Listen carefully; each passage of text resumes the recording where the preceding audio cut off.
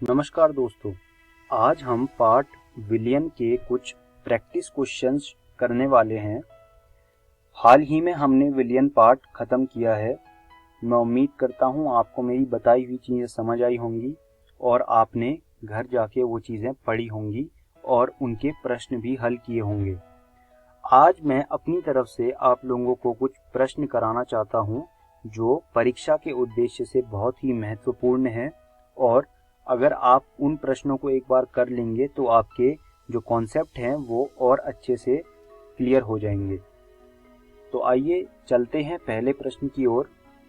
सबसे पहला प्रश्न है, हेनरी का नियम लिखें तथा उसका समीकरण लिखें। हेनरी का नियम जो है वो बहुत ही महत्वपूर्ण है। मैंने आपको तब भी बताया था वीडियो में। मैं उम्मीद करता हूँ आपने वो पढ़ा होगा घर जाके। तो अब इस प्रश्न का हमें उत्तर देना है। तो इस प्रश्न का जो सही उत्तर है वो ये है।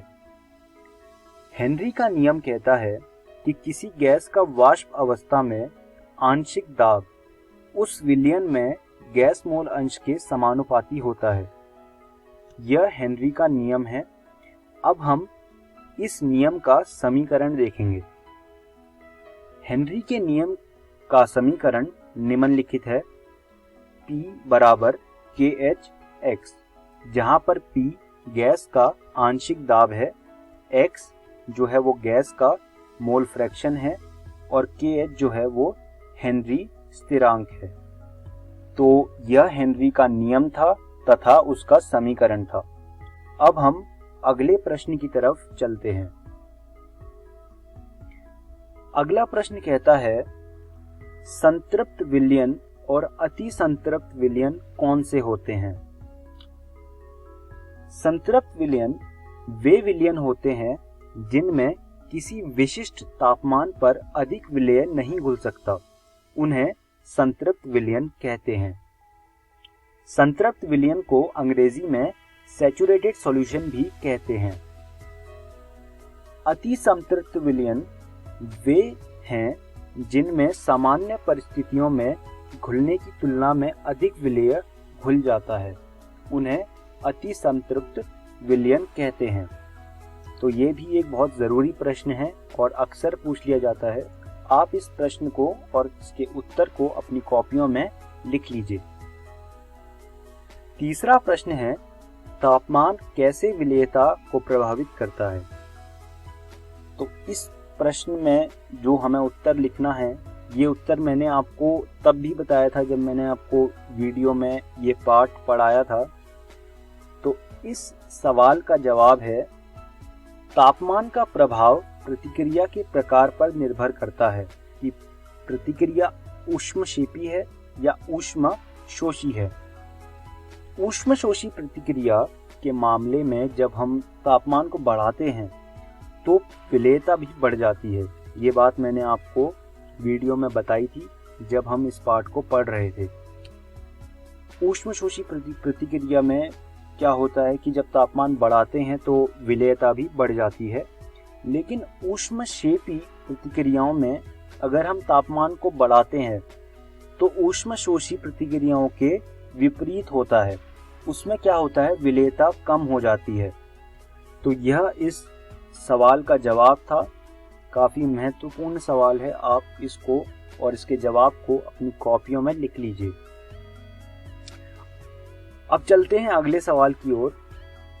प्रतिलोम परासरण कैसे काम करता है और यह पानी को कैसे शुद्ध करता है? परासरण के बारे में हमने पढ़ा था। हमने परासरण में पढ़ा था कि जो विलायक है वो विलेय की तरफ, प्रवाह उसका विलेय की तरफ रहता है। लेकिन प्रतिलोम प्रसारण क्या होता है? परासरण में, जैसा कि मैंने अभी आपको बताया कि परासरण में विलायक अपने शुद्ध रूप से विलयन की तरफ बढ़ता है। जब परासरण दबाव से बड़ा दबाव विलयन पक्ष पर लागू होता है तो परासरण की दिशा उलट हो जाती है। ये बात मैंने आपको तब भी बताई थी। दिशा उलट होने के कारण क्या होता है, शुद्ध विलायक झिल्ली के माध्यम से विलयन से बाहर निकलता है और इस घटना को प्रतिलोम परासरण के रूप में जाना जाता है। प्रतिलोम परासरण का जो उपयोग है वो समुद्री पानी के विलवणीकरण में किया जाता है। जैसे आपने देखा होगा कि जो हमारे स्कूल होते हैं उसमें भी आपने देखा होगा कि एक पानी को साफ करने के लिए एक यंत्र लगा होता है। अगर उसमें गंदा पानी जाता है तो वो फिर जब आप पीने के लिए पानी निकालते हो तो वो साफ होके आता है। तो वो प्रतिलोम परासरण पे ही काम करता है। जब समुद्र के पानी पर परासरण दबाव से अधिक दबाव लागू किया जाता है तो शुद्ध पानी को अर्धपराग्य झिल्ली से निचोड़ा जाता है। तो यह एक प्रतिलोम परासरण का अनुप्रयोग है। ये बहुत ही ज़रूरी सवाल है, बहुत ही महत्वपूर्ण सवाल है, और आप इस सवाल के जो जवाब है उसको आप ज़रूर लिख लीजिए अपनी कॉपी में, क्योंकि ये परीक्षा में अक्सर पूछ लिया जाता है। तो ये थे हमारे कुछ सवाल और उनके जवाब जो कि बहुत ही महत्वपूर्ण थे।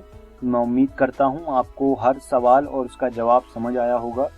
ऐसे ही कुछ सवाल आप अपनी एनसीईआरटी रसायन विज्ञान भाग 1 से हल कर लीजिएगा। यह पाठ बहुत ही ज़्यादा महत्वपूर्ण है और बहुत ही ज़्यादा आसान भी है, तो आप इसके प्रश्न को कर लीजिएगा। धन्यवाद दोस्तों।